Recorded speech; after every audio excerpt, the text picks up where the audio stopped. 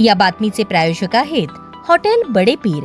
आमचा पत्ता विजापूर वेस आणि दुसरी शाखा जिंदाशाह मदार चौक, सोलापूर। सोलापूर महानगरपालिकेतील राष्ट्रवादी काँग्रेस पक्षाचे नगरसेवक वैभव हत्तुरे यांनी निवडणूक अर्जासोबत सादर केलेल्या जात वैधता प्रमाणपत्राला प्रतिस्पर्धी भाजप उमेदवार नागेश लक्ष्मण ताकमोगे यांनी उच्च न्यायालयाच्या कोल्हापूर खंडपीठात आव्हान दिले।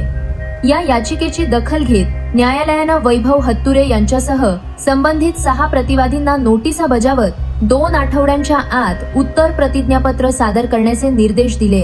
सोलापूर महानगरपालिका निवडणुकीत प्रभाग क्रमांक 25 मधील इतर मागासवर्गीय ओबीसी राखीव जागेवर भाजपचे नागेश ताकमोगे आणि राष्ट्रवादी काँग्रेसचे वैभव हत्तुरे यांच्यात प्रमुख लढत झाली होती।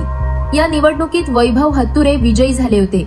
याचिकाकर्ते नागेश ताकमोगे यांनी ॲडव्होकेट सारंग आराध्ये यांच्या मार्फत दाखल केलेल्या याचिकेत वैभव हत्तुरे यांना 18 नोव्हेंबर 2022 रोजी सोलापूर जिल्हा जात प्रमाणपत्र छाननी समितीनं दिलेल्या जात वैधता प्रमाणपत्राच्या वैधतेवर आक्षेप घेतलाय। न्यायाधीश मिलिंद जाधव आणि न्यायाधीश नंदेश देशपांडे यांच्या खंडपीठासमोर झालेल्या सुनावणीत न्यायालयानं प्रतिवादींना नोटिसा बजावत 21 जुलै 2026 पर्यंत उत्तर प्रतिज्ञापत्र दाखल करण्याचा आदेश दिले।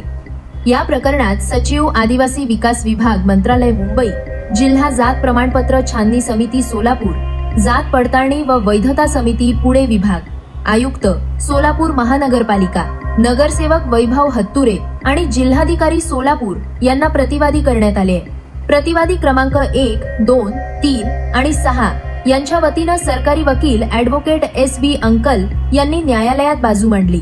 दरम्यान या प्रकरणातील पुढील सुनावणी 21 जुलै 2026 रोजी होणार असून त्यावेळी प्रतिवादींकडून उत्तर प्रतिज्ञापत्र सादर केले जाणार आहे। ताज्या घडामोडीसाठी पाहत रहा लोकराज्य न्यूज मराठी।